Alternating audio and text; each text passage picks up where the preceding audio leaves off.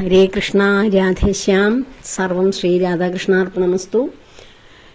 എന്തുകൊണ്ടാണ് രാധാദേവിയെ ആദ്യം സ്മരിക്കേണ്ടത്? കൃഷ്ണഭക്തർ രാധാദേവിയെ ആദ്യം സ്മരിക്കേണ്ടതിൻ്റെ പ്രാധാന്യമാണ് ഇന്നത്തെ വീഡിയോയിലൂടെ നമ്മൾ ചർച്ച ചെയ്യുന്നത്. നമ്മൾ ഭക്തരിൽ ബഹുഭൂരിപക്ഷം പേരും കൃഷ്ണഭക്തരാണ്.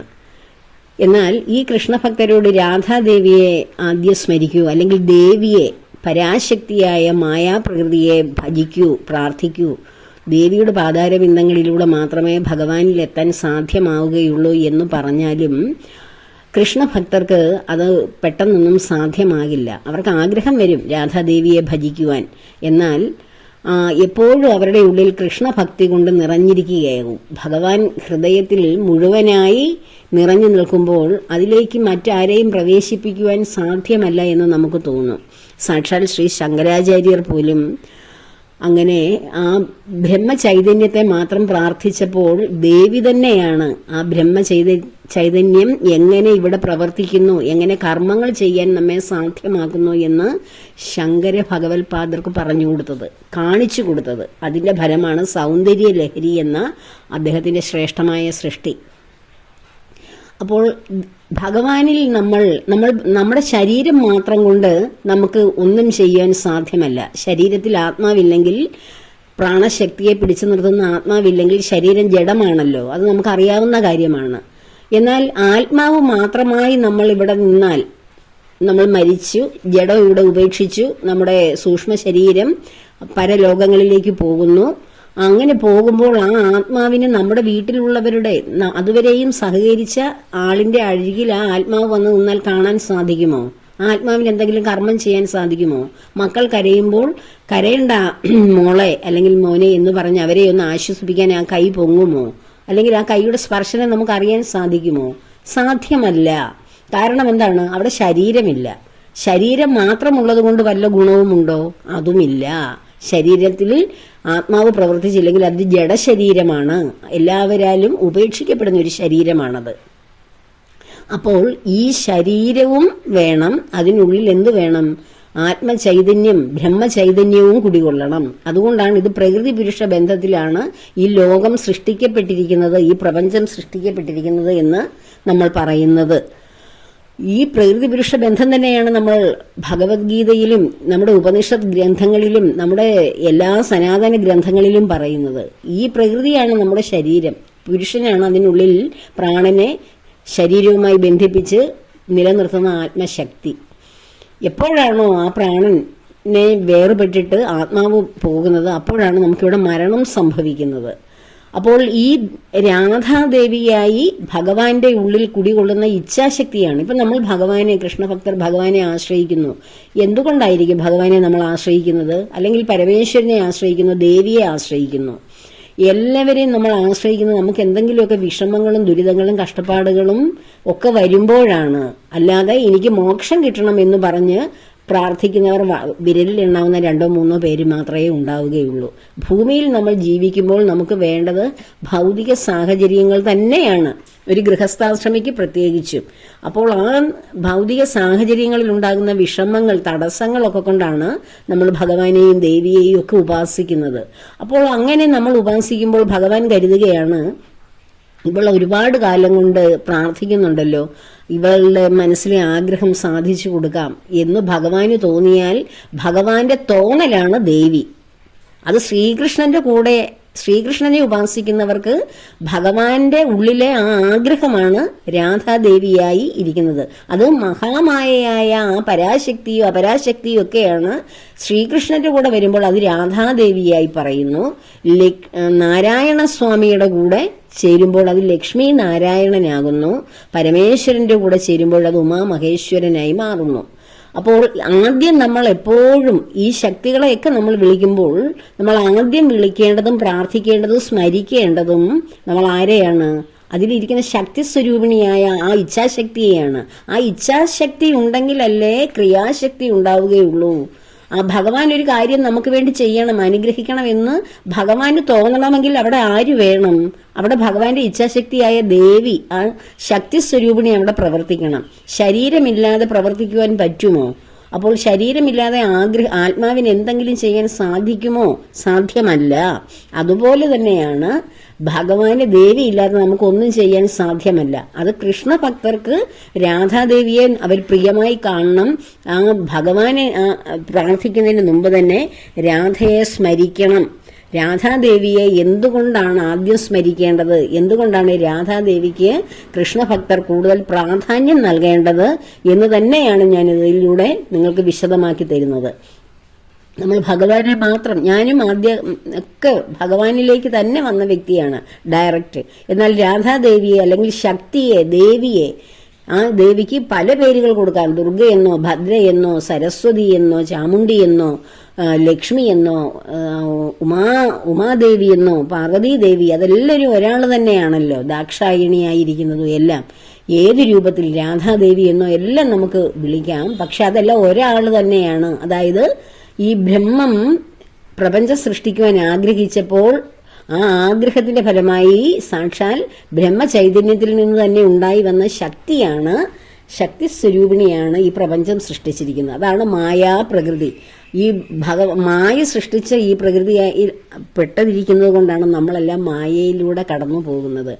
അപ്പോൾ ഈ മായയെ അതിജീവിച്ചിട്ട് വേണം, ഈ മായാസ്വരൂപിണിയായ ദേവിയെ ആരാധിക്കുന്നത് വഴിയാണ് ഈ പ്രപഞ്ചത്തിൽ നമ്മൾ ജീവിക്കുമ്പോൾ നമുക്ക് വേണ്ടുന്ന ഭൗതിക സുഖസൗകര്യങ്ങളെല്ലാം ലഭിക്കുന്നത്. അതെല്ലാം അനുഭവിച്ചതിന് ശേഷം മതി, എനിക്ക് ഇതെല്ലാം തൃപ്തിയായി എന്നൊരു തോന്നൽ ഏതെങ്കിലും സമയത്ത് വന്നാൽ അപ്പോൾ ദേവിയെ തന്നെ വീണ്ടും ഉപാസിക്കുക. അപ്പോൾ ദേവിയാണ് ഈ മായയുടെ മറയൊന്ന് മാറ്റി ആ കർട്ടനകത്തിൽ നിന്നൊരു വിടവ് തന്ന് നമുക്കൊരു വഴി കാട്ടിത്തരുന്നത്. എവിടേക്കാണ് ആ വഴി? മരണത്തിലേക്കല്ല, ഭഗവാനിലേക്ക്, മോക്ഷത്തിലേക്കാണ് ആ വഴി. ഭഗവാനിലേക്ക് ചെന്ന് മുക്തി സിദ്ധിക്കുക. ഇവിടെ അനേകം കാര്യങ്ങൾ നമ്മൾ നമ്മുടെ ഇച്ഛാശക്തി കൊണ്ട്, ദേവിയുടെ അനുഗ്രഹം കൊണ്ട് പ്രാർത്ഥിച്ച് നമ്മൾ നേടി, കർമ്മം കൊണ്ട് നമ്മൾ നേടിയെടുത്ത ശേഷം ആ നേടിയതൊക്കെ ഇവിടെ സമർപ്പിച്ചിട്ട് ദേവി തന്നെ നമുക്ക് ഭഗവാനിലേക്ക് പോകുവാനുള്ള ഒരു സായുജ്യ മാർഗം കാണിച്ചു തരികയും അങ്ങനെ നമ്മൾ നിരന്തരം ഭഗവാനിലേക്ക് എത്തിയതിനു ശേഷമാണ് നമുക്ക് പരമമായ മോക്ഷം, മുക്തി ലഭിക്കുകയും ചെയ്യുന്നത്.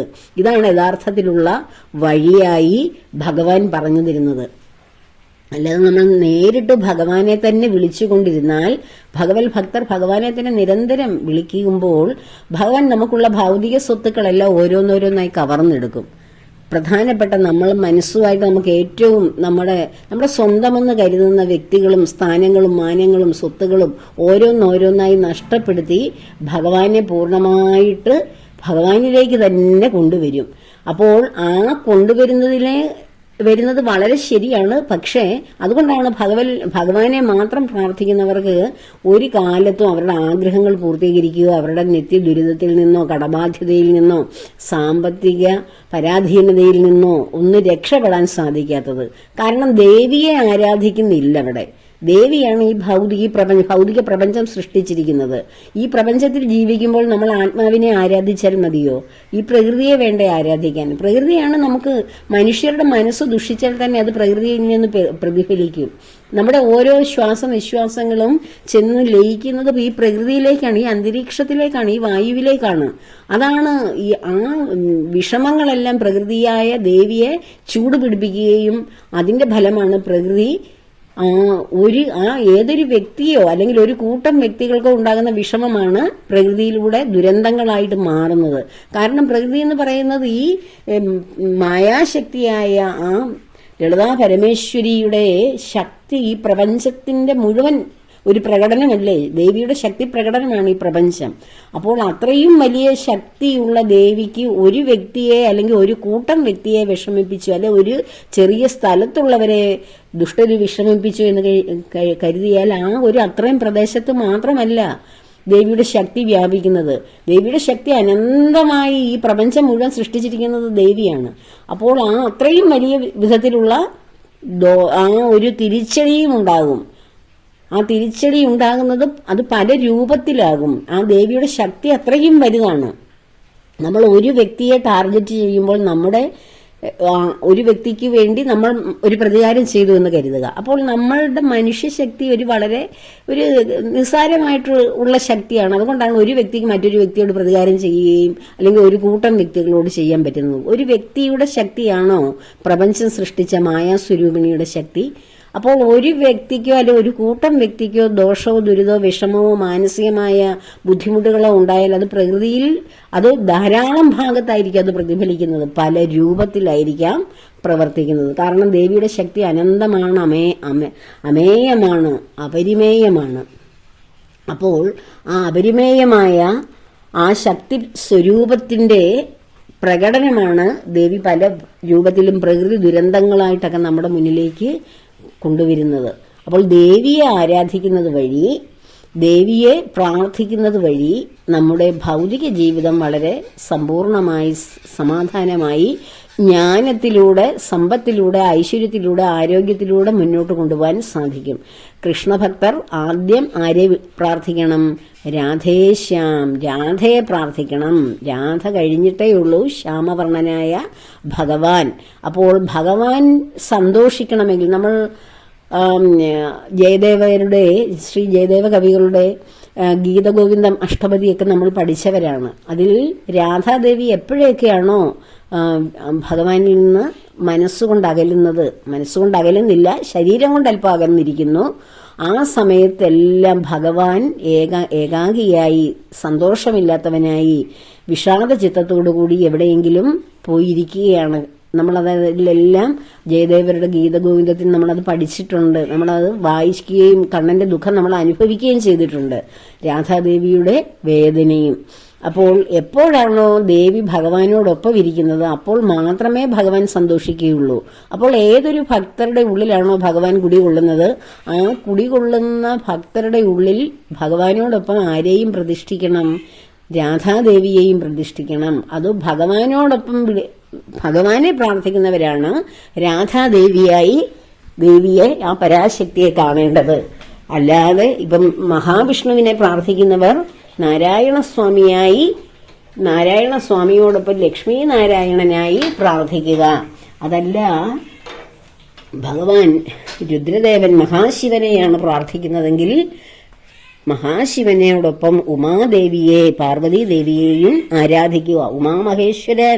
മഹേശ്വരൻ, പാർവതി വല്ലഭ, ഗിരിജാകാന്ത, ഇങ്ങനെയൊക്കെ നമ്മൾ ഭഗവാനെ സ്തുതിക്കുമ്പോഴാണ് യഥാർത്ഥത്തിൽ മഹാശിവനും സന്തോഷം ഉണ്ടാകുന്നത്. അതുകൊണ്ടാണല്ലോ തൻ്റെ പകുതി ശരീരം തന്നെ സ്ത്രീയാണ്. അതാണ് ആ പ്രകൃതി പുരുഷ ബന്ധം. പരമശിവനും പാർവതി ദേവി അവരാണ് ലോകമാതാവും പിതാവും. നമ്മൾ അന്നപൂർണേ സദാപൂർണേ ശങ്കരപ്രാണവല്ലഭേ ജ്ഞാന വൈരാഗ്യ സിദ്ധ്യർത്ഥം ഭിക്ഷാം ദേഹിജ പാർവതി മാതാജ പാർവതി ദേവി പിതാദേവോ മഹേശ്വര എന്ന് നമ്മൾ ജപിക്കാറില്ലേ?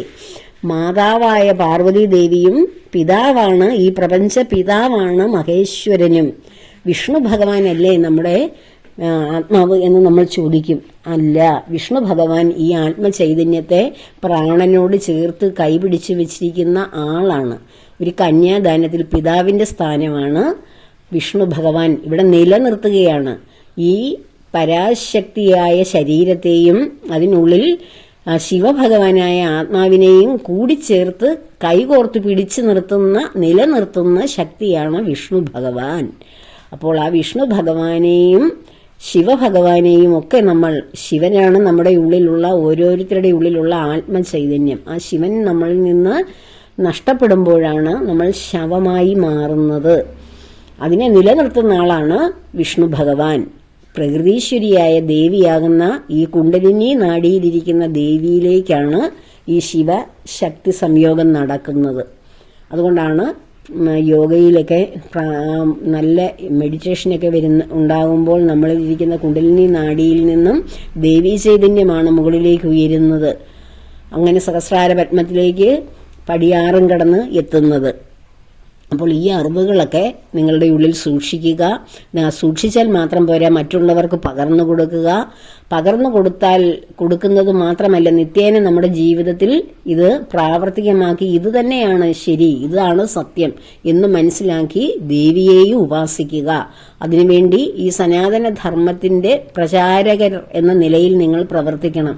നിങ്ങൾ അറിവില്ലാത്തവർക്ക് ഈ വീഡിയോകൾ ഷെയർ ചെയ്തു കൊടുക്കണം. മാത്രമല്ല, നിങ്ങൾ ഓരോരുത്തരും പ്രാർത്ഥിക്കുമ്പോൾ ആ പ്രാർത്ഥനയുടെ ഫലം നിങ്ങൾ എഴുതിയിടുക. നിങ്ങളത് കമന്റ് രൂപത്തിൽ നിങ്ങൾക്കുണ്ടാകുന്ന അനുഭവങ്ങൾ എഴുതിയിടുക. നിങ്ങൾ ഏത് അനുഭവങ്ങൾ എഴുതിയിട്ടാലും അതെല്ലാം നമ്മൾ വായിക്കുകയും നമുക്ക് എല്ലാവർക്കും കൂടെ അത് ചർച്ച ചെയ്യുകയും അതിൻ്റെ മറുപടികൾ പ്രതീക്ഷിക്കുകയും ചെയ്യുക. ഹരേ രാമ രാമ രാമ ഹരേ ഹരേ, ഹരേ കൃഷ്ണ കൃഷ്ണ കൃഷ്ണ ഹരേ ഹരേ ഈ മന്ത്രം നിത്യേന ജപിക്കുക. ഒപ്പം രാധാദേവിയുടെ മന്ത്രം നമസ്തേ പരമേശാനി രാസമണ്ഡലവാസിനി രാസേശ്വരി നമസ്തേസ്തു കൃഷ്ണപ്രാണാധിക പ്രിയേ. ഇത് ജപിക്കാൻ അറിയാത്തവർ രാധേശ്യാം എന്ന മന്ത്രം ജപിച്ചാൽ മതി. അപ്പോൾ ഇതൊക്കെ നിങ്ങൾ കമന്റായി എഴുതിയിടുകയും വേണം. മറ്റുള്ളവർക്ക് ഈ വീഡിയോകൾ നിങ്ങൾ കേൾക്കുന്നത് അവിടെ കിടക്കട്ടെ. ബാക്കിയുള്ളവരെ ഈ അറിവിലേക്ക് കൊണ്ടുവരാതിരിക്കുന്നതും മഹാപാപമാണ്. നമ്മൾ നിത്യേന ചെയ്യുന്ന നമുക്ക് പഞ്ചയജ്ഞങ്ങൾ, ഞാൻ മുൻപൊരു വീഡിയോയിൽ പറഞ്ഞിരുന്നു, ഒരു സനാതനിയായി ഈശ്വര ചിന്തയിൽ ജീവിക്കുന്ന ഒരു വ്യക്തിയുടെ 5 ഗുണങ്ങളിലൊന്നാണ് നമ്മൾ ജ്ഞാനം കേൾക്കുക. ആ ജ്ഞാനം മറ്റുള്ളവർക്ക് പറഞ്ഞു കൊടുക്കുക, അല്ലെങ്കിൽ മറ്റുള്ളവരിലേക്ക് എത്തിക്കുക. പറഞ്ഞു കൊടുക്കാൻ സാഹചര്യമില്ലാത്തവർ, അറിവില്ലാത്തവർ അത് മറ്റുള്ളവർ പറയുന്നത് മറ്റുള്ളവരിലേക്ക് എത്തിക്കുന്നത് ഈ പഞ്ചയജ്ഞങ്ങളിൽ ഒരെണ്ണം തന്നെയാണ്. നിത്യേന അത് ചെയ്യുക. അതുപോലെ തന്നെ ഇതിന് ഏതെങ്കിലും ഒരു നാമം നിങ്ങൾ ഇതിൽ പല ആവർത്തി ഇതിന്റെ കമന്റ് ബോക്സിൽ എഴുതിയിടുക.